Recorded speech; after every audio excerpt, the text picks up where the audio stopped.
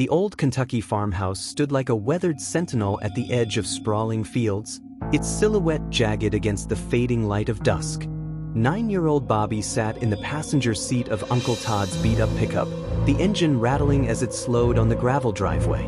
The car was stuffed to the brim with cardboard boxes, duffel bags, and plastic totes, obscuring the rear window and making the cab feel like a cluttered cave.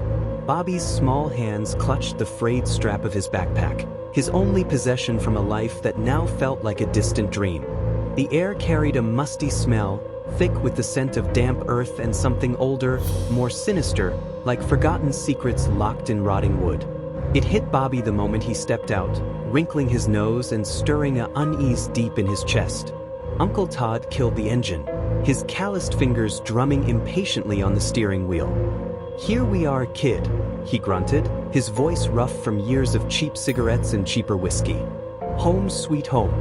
Bobby nodded, his throat too tight to reply. The farmhouse loomed before them, its freshly painted exterior doing little to hide the sagging porch, crooked shutters, and windows that seemed to squint suspiciously at newcomers. Todd had bought the place for its price, not its charm. The surrounding farmland promised crops of corn and soybeans, a chance to turn a profit in a life that had offered him few wins. "Good soil, cheap land," he'd said during the long drive from town, as if convincing himself. Bobby, though, saw only decay, the way the roof dipped like a tired spine, the way the paint peeled at the edges despite its recent application.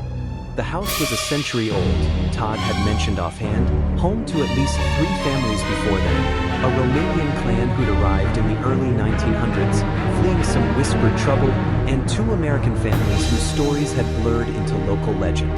The previous owner, a wiry man named Hargrove, had focused on the fields, tilling and fertilizing until the soil was rich, but he barely touched the house beyond that superficial paint job. "Didn't like staying here," Hargrove had admitted when Todd signed the papers, his eyes darting nervously. "Place feels off after dark." Bobby hadn't heard that part, but he felt it now, standing in the driveway as the sun dipped below the horizon, casting long shadows that seemed to reach for him. Unloading the car was a tense affair. Todd barked orders, his tone sharp enough to cut. "Don't drop nothing, boy. And move faster, we ain't got all day." Bobby hauled his bags, his skinny arms straining under the weight of clothes, a few comic books, and a worn teddy bear that had been his mother's. The bear, with its button eyes and faded brown fur, was his last tether to her, to a time when love was certain and nights were safe. Todd's scrutiny made every step feel like a test. "Hold the bag right, like I showed you," he snapped when Bobby's grip faltered. Bobby adjusted, second-guessing himself, his heart pounding with the fear of failure. Todd had a reputation in the family, a war veteran turned farmer, hardened by loss and betrayal, his temper a storm that could erupt without warning. Bobby had heard the stories at family gatherings, whispered tales of Todd's outbursts, his belt a feared enforcer. Now, living under his roof, Bobby felt that threat in every glance. Inside, the musty smell enveloped them like a fog. The foyer was dim, lit only by a single bulb flickering overhead. The floorboards groaned underfoot, each step a protest from the house itself.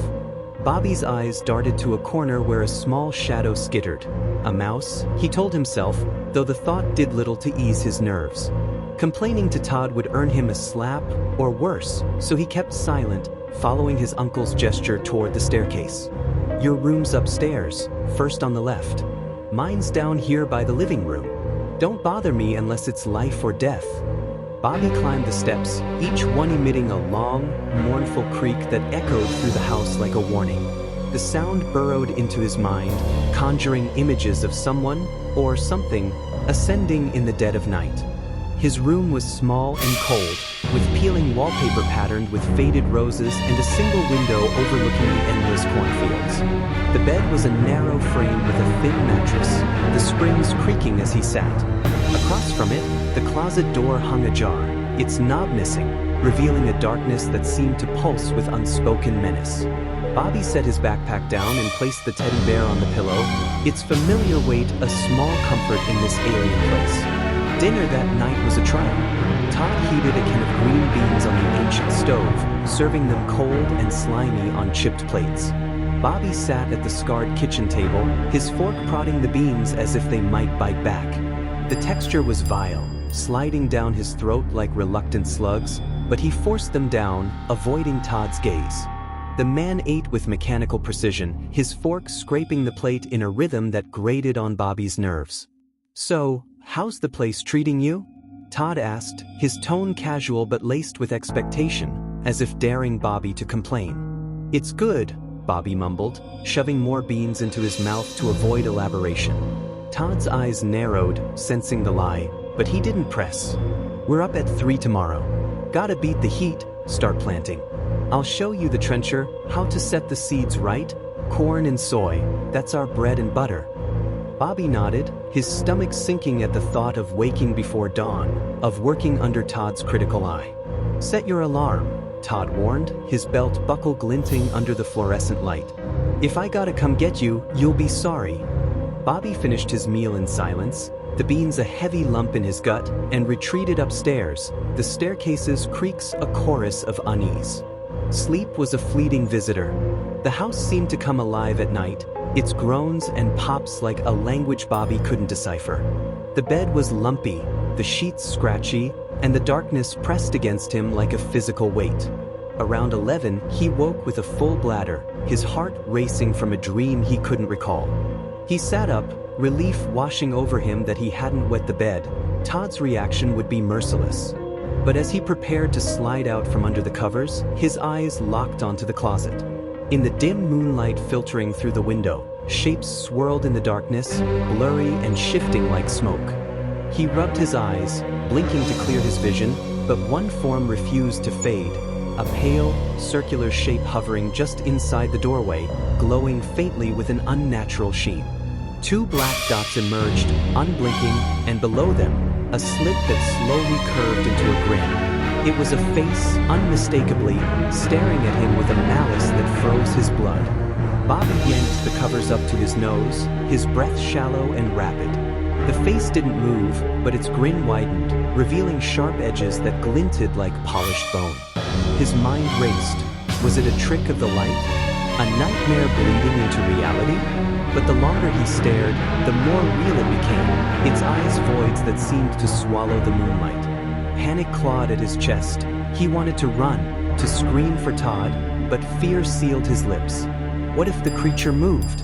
What if Todd dismissed it as childish nonsense and punished him? Finally, desperation broke through. "Uncle Todd," he whispered, barely audible over his pounding heart. No response. Louder, "Uncle Todd." The grin stretched further, as if mocking his plea. Downstairs, Todd's snores rumbled like distant thunder, oblivious to Bobby's terror. He called once more, his voice a squeak, but the face remained, its presence a silent torment. The night stretched into a haze of wakefulness and uneasy dozes, the face a constant sentinel, its grin burning into his memory until exhaustion claimed him. Morning came with a jolt. Todd burst in, ripping the sheets away to reveal a wet stain on the mattress. "What the hell is this boy? Pissing the bed like a goddamn infant?" His grip on Bobby's wrist was a vice, yanking him to his feet with a force that jarred his shoulder. Pain shot through his arm, but Bobby bit back a cry. "I'm sorry," he stammered. "There was something in my closet, a face." Todd's face twisted in disbelief, and he backhanded Bobby, sending him sprawling to the floor. The sting bloomed on his cheek, tears welling but not falling. Lies and excuses. "Get dressed. You're washing these sheets tonight." "No, scratch that, you sleep without 'em." Todd stormed out, slamming the door so hard the frame rattled. Bobby sat up, clutching his face, and glanced at the closet. In the daylight, it was empty, just dusty shelves and a clothes bar swaying slightly. Doubt crept in. Had it been a dream? But the memory was too vivid, the grin too real. The day unfolded in the fields under a climbing sun that turned the air thick with heat. Todd demonstrated planting, his movements brusque, correcting Bobby's every error with sharp words. "Not like that, idiot. Deeper, or the seeds won't take." Bobby mimicked him, his small hands aching from the weight of the tools, the soil caking under his nails. His mind replayed the night's horror, the face's grin looping like a broken record. By mid-morning, an itch flared on his forearm, sharp and insistent. Scratching revealed 2 puncture marks, like a bite from teeth, already scabbing over unnaturally fast. It wasn't an insect, it looked deliberate, human-like, the skin around it pale and taut. As the sun rose higher, the itch spread, a fiery sensation coursing through his skin, though no redness showed. He sought shade behind the woodshed, the coolness a brief respite, but Todd spotted him. "What are you doing, slacking off? Get back to it, or I'll give you something to itch about." Bobby obeyed, the pain building to a throbbing agony, the bite oozing a sticky, foul-smelling pus that made him gag. By late morning, the torment was unbearable, his entire body aflame under invisible flames. The fields shimmered in the heat, but Bobby's suffering was internal, the sun amplifying it like a magnifying glass on ants. He dropped his tools and ran for the house, each step a battle against the blaze. Inside, the cool dimness extinguished the pain instantly, leaving him panting and confused. He pressed his skin with 2 fingers. No redness, no sign of damage. Paranoia set in as he watched through the kitchen window. Todd paced the fields, searching, then headed toward the house, his stride angry. Bobby grabbed a glass, filling it with tap water as the front door slammed open. "What the hell you doing in here?" Todd demanded. "Just getting a drink," Bobby lied, gulping noisily to sell the excuse. Todd grumbled but rummaged through the pantry for a jug. "Here, take this next time. Don't need you keeling over."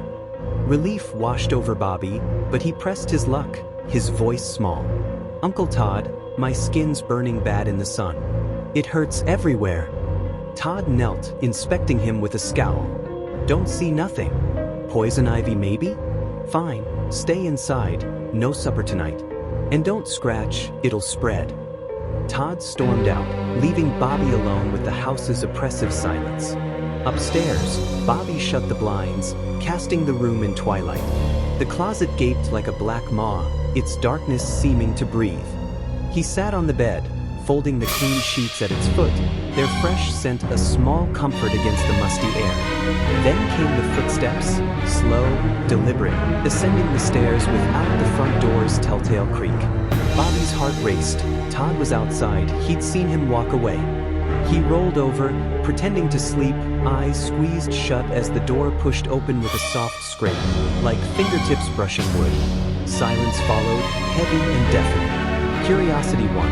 Bobby peeked, and met those pitch-black eyes peering through the crack, attached to the pale face from the closet. Terror surged, freezing him in place. The eyes didn't blink, the face unmoving, radiating a malice that chilled his bones. Bobby dove behind the bed, back against the mattress, his breaths ragged and shallow.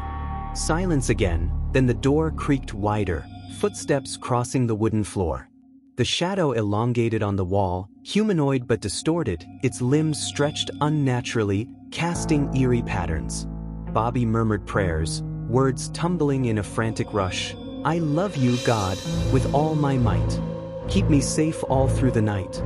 He repeated it like a lifeline, eyes clenched, until the shadow faded. Minutes passed before he dared peek. The room was empty, the closet beckoning as the creature's likely retreat.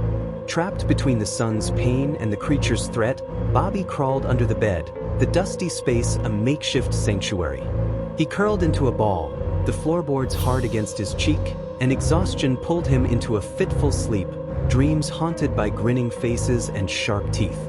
He woke to darkness, a stream of drool pooling on the floor. The house was silent, save for new footsteps on the stairs, this time accompanied by Todd's distinctive throat-clearing cough. Bobby scrambled out from under the bed, flopping onto the mattress and feigning sleep as the door opened. "You asleep?" Todd whispered, his voice softer than usual but still edged with suspicion. Bobby stayed still, heart hammering, praying Todd's visit was innocent. Footsteps circled the bed. Todd fiddled with the alarm clock, muttering curses when he found it unset. Through squinted eyes, Bobby saw his uncle's silhouette, the man's presence looming like a storm cloud. Relief came when Todd retreated, his footsteps fading down the creaking stairs. Bobby exhaled, rolling over to crawl back under the bed, only to meet those black eyes inches away, staring down with cold anger. Paralysis gripped him, a weak wheeze escaping his throat as the eyes held him captive. Consciousness slipped away like sand through his fingers, darkness swallowing him whole. The alarm pierced the dawn at 3, a shrill reminder of the day's demands. Bobby's neck throbbed with a sharp, searing pain. He stumbled to the bathroom, the mirror revealing a massive bite mark, punctures like teeth surrounding a hickey-like bruise, already healing with unnatural speed. The sight sent a chill through him. It mirrored the mark on his arm, confirming a pattern he couldn't ignore. Breakfast was torment. The eggs and toast on his plate repulsed him, tasting like ash despite his gnawing hunger. He craved something else, something warm and metallic, though he couldn't name it. He pushed the food around, earning Todd's glare. "Eat up, or you'll regret it," Todd snapped. But Bobby couldn't force it down, his body rejecting it with a visceral shudder. The fields awaited, the horizon a ticking clock.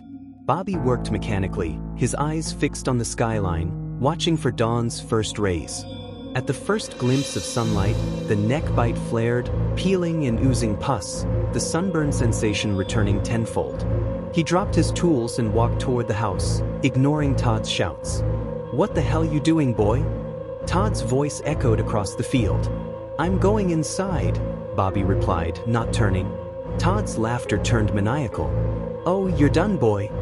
Bobby locked the front door, his heart pounding as Todd banged furiously, the sound like thunder. "Open this goddamn door."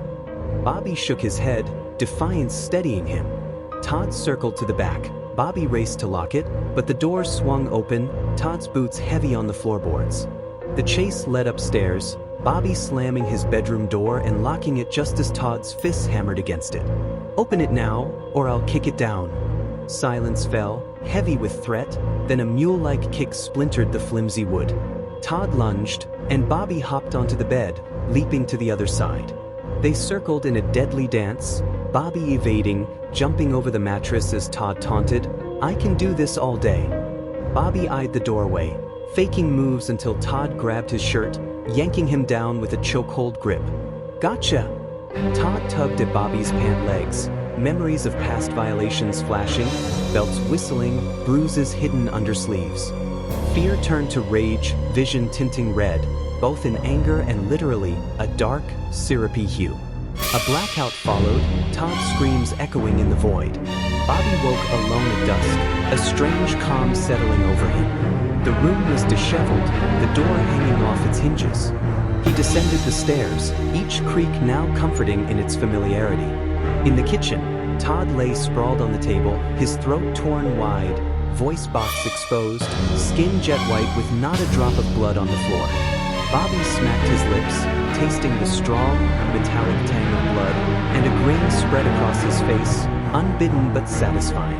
Turning, he met the creature from the closet, its pale face glowing faintly, razor-like fangs bared, black cloak swirling like liquid shadow. Its eyes, once terrifying, now felt like home. No fear stirred in Bobby's chest, only acceptance, a kinship born of shared darkness. He took its clawed hand, cold but comforting, and stepped into the night. The fields parted before them, the moon their guide, promising a future free from sun, pain, and fear. The move to the farmhouse had been a severance from everything Bobby knew. His parents had been his world, his dad's booming laugh filling their small apartment, his mom's gentle voice reading bedtime stories. The crash that took them was a blur of screeching tires and flashing lights, replayed in nightmares that left Bobby gasping. Shuttled between relatives, he'd landed with Todd, the uncle no one spoke of fondly. Todd's military past had left him scarred, his marriages crumbled under his temper, and Bobby was just another burden. The drive to the farmhouse was silent save for the radio's country twang, Todd muttering about gas prices and city filth. Bobby stared out at the passing fields, wondering if ghosts were real, like in his comics. The farmhouse's history was a patchwork of rumors. The Romanian family, locals said, had fled old-world curses, bringing rituals that left strange markings in the attic. The first American family vanished in the 1940s, leaving a diary hinting at shadows that watch. The second suffered illnesses, children marked by bites that baffled doctors. Hargrove, the previous owner, avoided the house at night, his eyes nervous when pressed. Bobby felt that unease now, the musty smell a constant reminder of the house's age and secrets. Exploring, he found the basement door locked, Todd's warning sharp, "Stay out, it's junk." The attic tempted, its hatch creaking open to dust and cobwebs, but fear kept him away.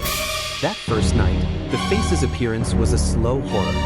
Its pale glow emerged like a developing photograph, eyes voids that absorbed light, grin revealing fangs that glinted unnaturally. Bobby's mind scrambled for explanations. Ghost, demon, hallucination?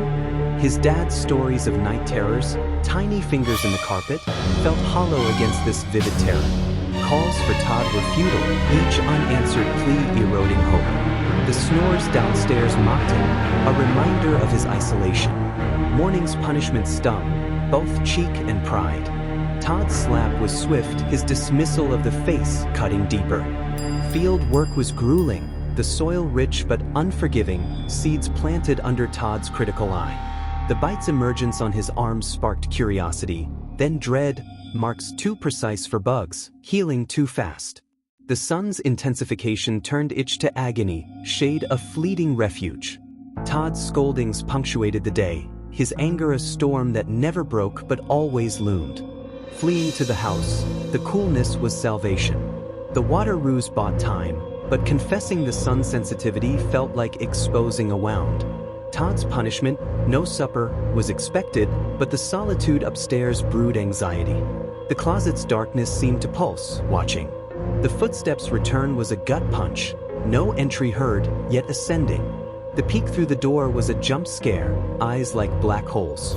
Hiding behind the bed, Bobby's prayers were desperate, words blending in panic. The creature's advance, footsteps soft but ominous, stretched time. Its shadow on the wall, humanoid yet wrong, evoked nightmares. When it retreated, relief was temporary. Under the bed became a fortress, dust tickling his nose. Todd's nighttime visit layered human fear atop supernatural. The alarm check was mundane, but his lingering watch raised alarms. Was he checking or plotting? Fake breathing, no snoring to avoid suspicion. The creature's close encounter. Eyes hypnotic, paralysis like a nightmare's grip. Blackout was mercy, sparing the terror's peak. The neck bite's discovery was horrifying, punctures deep, healing fast. Breakfast repulsion was visceral, food tasting wrong, hunger craving blood. Fields, horizon scanning, dawn's rays like knives. Bite's reaction, skin splitting, pus burning. Defiance marked growth, running without looking back. The chase, doors locking, Todd's bangs thunderous. Standoff, bed as barrier, leaps desperate. Todd's grab, pants tugging, triggered flashbacks, belts, hidden bruises. Rage surged, vision blood red, strength unnatural. Awakening, calm, room wrecked. Descent, kitchen scene gruesome, throat mangled, blood gone. Taste confirmed transformation, grin satisfied. Creature's arrival, skin translucent, veins pulsing, fangs curved. Hand clasp, cold, parental. Into night, fields whispering goodbye, moon guiding. To deepen the narrative, let's explore Bobby's inner world further. His parents' loss left a void, his dad's mechanic hands, grease-stained but gentle, his mom's stories, voice soothing. The crash's aftermath. Foster homes, relatives' pitying glances, Todd's reluctant claim. The farmhouse drive, radio's mournful tunes, Todd's complaints, Bobby's silence masking grief. The house's details, creaky floors mapping paths, attic whispers, basement forbidden. Exploring, Bobby found a loose floorboard hiding a child's drawing, stick figures with black eyes. The closet's pull was magnetic, its darkness a siren call. Night 1, faces grin personal, predatory. Bobby's mind cycled, ghost? Monster from comics? Calls for Todd were acts of desperation, snores taunting. Day 1, planting, hands blistering, mind on closet. Bites itch distracted, sun amplifying to torture.